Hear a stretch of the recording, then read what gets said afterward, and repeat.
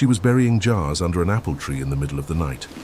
Glass jars filled with tiny scraps of cigarette paper, each one covered in handwriting so small you needed a magnifying glass to read it. On those papers were 2,500 names. Each name was a child the Nazis didn't know existed, and if the Gestapo found those jars, every single one of those children would die. Her name was Irena Sendler. Her codename was Jolanta. And by October 1943, she had just smuggled the 2,500th Jewish child out of the Warsaw Ghetto. She was a nurse who used coffins to transport life instead of death, ambulances that carried infants instead of corpses, and a courage that would eventually cost her everything. This is her story. Irena Sendler was born in 1910 in Warsaw, the daughter of a physician who treated Jewish patients too poor to pay. He contracted typhus from one of them and died when Irena was 7 years old. His last words to her were simple: "Help the Jews." She carried those words for the rest of her life. By 1939, when Germany invaded Poland, Irena was 29 years old and working as a social worker for the city of Warsaw. She had a philosophy she lived by. If you see someone drowning, you jump in to save them. You don't ask if they know how to swim first. In October 1940, the Germans sealed off a section of Warsaw and forced every Jew in the city into it. 450,000 people crammed into an area roughly the size of Central Park in New York. They built walls 3 meters high, topped with barbed wire. Inside, typhus spread like wildfire. People starved in the streets. And the deportations to Treblinka began. Under Nazi law, helping a Jew was punishable by immediate execution. Irena obtained an official credential as a nurse and social worker, authorized to enter the ghetto to inspect for contagious diseases. The Germans were paranoid about typhus spreading to the Aryan side of Warsaw, so they allowed Polish nurses to enter for health inspections. It was the perfect cover. On her first visit to the ghetto, Irena saw children starving in the streets, bodies covered with newspapers, families huddled in doorways, and then a Jewish mother approached her, holding a baby no more than 6 months old. The woman's eyes were hollow. "Please," she whispered, "take my daughter. Here, she will die. Out there, she has a chance." Irena looked at the baby, then at the mother. Then at the checkpoint 50 meters away, guarded by German soldiers with rifles. She made a decision. She took the child, hid her under her coat and walked toward the gate. The German soldier at the checkpoint stopped her. "What do you have there?" "Medical supplies for typhus inspection." The baby didn't cry. By some miracle, she was asleep. The soldier waved Irena through. That was the first child. Irena went back to her colleagues at the Social Services Department. "We have to declare war on Hitler," she told them. 5 women agreed to help. They joined an underground organization called Jolanta, the Polish Council to Aid Jews. Irena took the codename Jolanta. Their mission was simple: get as many children out of the ghetto as possible before the deportations took them all. The methods Irena developed were as creative as they were dangerous. She entered the ghetto early in the morning when the guards were changing shifts and security was loosest. She wore a Star of David armband in solidarity with the people trapped inside. And she convinced mothers to do the hardest thing a human being can do: give up their children. She would have nightmares about it for the rest of her life. Mothers asking her, "Do you swear my child will be saved?" And Irena, not knowing if she could keep that promise, saying yes anyway. The smuggling methods evolved quickly. Ambulances became one of the most effective tools. Children were wrapped in blankets and listed as typhus patients. The Germans were terrified of contagious disease and rarely inspected the vehicles closely. Irena even trained a dog to bark loudly inside the ambulance to cover the sound of babies crying. Toolboxes with false bottoms hid infants under layers of carpentry tools. Sacks labeled as potatoes or garbage concealed small children carried out by workers. There was even a Catholic church that sat on the border between the ghetto and the Aryan side. Children entered through the front door on the Jewish side and exited through the back on the Polish side. But only children who could pass a test. They had to memorize Catholic prayers like the Hail Mary One mistake at a checkpoint and they'd be exposed. One day, an 8-month-old baby woke up during a checkpoint inspection. The infant was hidden in a toolbox under hammers and nails. The crying started softly, then grew louder. The German guard looked up. Irena broke into a violent coughing fit, hacking so loudly the soldier stepped back in alarm, terrified of typhus. "Go!" he shouted. "Schnell!" The baby was saved by seconds. Every child Irena rescued received a new identity. Forged baptismal certificates, placement with Polish Catholic families, convents or orphanants. But Irena did something no one else thought to do. She wrote down every child's real Jewish name, their false Catholic name, and the address where they were hidden. She recorded it all on thin cigarette paper in handwriting so small it was nearly illegible. Then she sealed the papers in glass jars and buried them in the yard of a friend under an apple tree. Her plan was simple. After the war, reunite the children with their families. By the summer of 1942, the deportations intensified. The Germans were emptying the ghetto, sending 300,000 people to Treblinka in cattle cars. Irena's operation grew. 20 people were now involved. Nurses, drivers, priests, nuns. She was smuggling 10 to 15 children out every single day. But the emotional toll was unbearable. Mothers had to make an impossible choice: stay with their child and die together, or separate and give the child a chance at life. Many refused. Irena witnessed farewells that no human should ever see. A mother handing over her baby with the words, "If he survives, tell him I loved him." A 5-year-old clinging to her mother, screaming, "I won't go without Mama," and Irena having to physically pull children from their mother's arms. The methods became more extreme. When security at the gates tightened, Irena used coffins. Children were hidden inside caskets under layers of flowers and veils. Coffins carrying life instead of death. It required the child to remain absolutely silent, not moving, barely breathing, as German soldiers inspected the funeral procession. One afternoon, a 4-month-old baby was being transported in an ambulance. The checkpoint that day had extra guards. A soldier opened the back door and shone his flashlight inside. The baby's eyes were open. He was about to cry.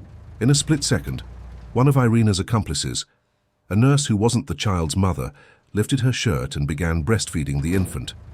The soldier saw a mother nursing a sick baby. He closed the door.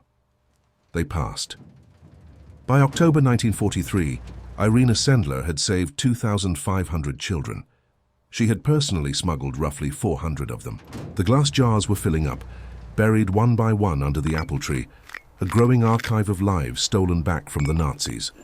But the Gestapo was noticing. Too many children were disappearing from the ghetto. They launched an investigation. Irena knew she was being watched. Her colleagues begged her to stop. She refused. "There are still children in there," she said. On October 20th, 1943, at 5 o'clock in the morning, the Gestapo came for her. She had 30 seconds. That's how much time she had between hearing the boots on the stairs and the door being kicked in. A teenage girl, the daughter of a friend, was visiting that morning. Irena grabbed the list she'd been studying, a paper with addresses of hidden children. She shoved it into the girl's hands and whispered, "Run, hide it under the apple tree." The girl climbed out the back window. The front door exploded inward. SS soldiers stormed in. They took Irena to Gestapo headquarters on Sucha Avenue in Warsaw. The interrogation was brutal. "Where are the children?" "What children?" They beat her with iron bars. They broke her legs. They broke her feet. Days of torture. Irena Sendler did not give up a single name. Not one address, not one accomplice, not one child. On November 13th, she was transferred to Pawiak prison. The torture continued. Her broken legs received no medical treatment. Infection set in. And then came the sentence: death by firing squad. In February 1944, a guard came to her cell the night before her scheduled execution. Irena was certain she was about to die. They led her to the courtyard. She waited for the rifles to be raised. But instead, the guard whispered, "Run. You're officially dead in our records." Jolanta, the resistance organization, had bribed a German officer. Irena's name appeared on the list of executed prisoners. As far as the Nazis knew, she was dead. With broken legs that would never fully heal, Irena Sendler went into hiding in Warsaw. And incredibly, impossibly, she continued working for the resistance until the war ended in 1945. When Warsaw was liberated in January 1945, Irena returned to her friend's yard. She was 35 years old. Her hands shook as she dug up the glass jars from under the apple tree. She opened the first one. 2,500 names, intact. Every piece of cigarette paper preserved. Each one listed a child's real Jewish name, their false Catholic name, and the address where they'd been hidden. She cried for the first time since the torture. Irena tried to reunite the children with their families. The reality was devastating. Where do we go now? Most of the parents had been murdered in Treblinka. Of the 2,500 children she saved, only a few dozen ever found surviving relatives. Many of the children were now 5, 6, 10 years old. They'd been raised as Catholics for years. Some didn't remember they were Jewish. Some had two identities, two lives. Irena did everything she could to make sure they at least knew who they had been. Where do we go now? And then, silence. For 60 years, Irena Sendler lived in obscurity. Communist Poland after the war suppressed stories of non-communist heroes. She was viewed with suspicion for having helped bourgeois families. She worked as a social worker until retirement and lived in a modest apartment in Warsaw. Her legs never recovered from the torture. She walked with crutches, then a wheelchair. For 6 decades, she carried the secret of the 2,500 children alone. Sometimes walking through the streets of Warsaw, she would pass adults, men and women in their 20s, 30s, 40s, and wonder if she had saved them as babies. They never knew who she was. She never told them. She never sought recognition. She kept the jars at home and looked at the names at night, wondering how many had survived. Then in 1999, something extraordinary happened. 3 high school students in Kansas, Megan, Elizabeth, and Sabrina, found a brief mention of Irena in an old magazine article. It said, "Polish social worker saved 2,500 children." They researched. They discovered she was still alive. They wrote a letter to Warsaw, not even sure it would reach her. Irena Sendler, 89 years old in a wheelchair, received an envelope with an American stamp. She opened it. Inside was a letter. "Dear Mrs. Sendler, we are 3 high school students from Kansas. We want to tell your story," she cried. For the first time in 60 years, someone wanted to listen. The students wrote a play called Life in a Jar. In 1999, they brought it to Poland and performed it in a packed auditorium in Warsaw. Irena sat in the front row in her wheelchair and watched 3 teenagers reenact her life. The audience stood and applauded for 10 minutes. Irena whispered to the girls, "You brought me back to life." The play spread. Her story went viral. The recognition came late, but it came. In 1965, she had been named righteous among the nations by Yad Vashem. We recognize your In silent 2003, courage and she sacrifice. received Poland's highest civilian honor, the Order of the White Eagle. In 2007, We at recognize 97 your years silent old, courage she was and nominated for the sacrifice. Nobel Peace Thank you. Prize. She I didn't was win. only doing my duty. Al Gore won that year for his documentary We on climate recognize change. your silent When asked how courage she and felt, Irena sacrifice. said, Thank "I you. didn't save those children was for only doing awards. my duty. I saved them because it was the only right thing to do." On May 12, 2008, Irena Sendler died in Warsaw at the age of 98. But before she died, she said something that defined her entire life. "Every child saved with my help is the justification of my existence on this earth, and not a title to my glory." 2,500 children. Many of them had children of their own, and grandchildren, and great-grandchildren. Today it's estimated that more than 10,000 people are alive because Irena Sendler refused to give up. The original jars are preserved in a museum, and the apple tree, it's still there. The yard in Warsaw is now a memorial. Irena Sendler didn't use weapons. She used ambulances, coffins, and glass jars. She endured torture that would have broken most people. She gave up nothing. She spent 60 years in silence, without recognition, without glory, asking for nothing in return. The Nazis thought they broke her when they broke her legs, but they didn't understand.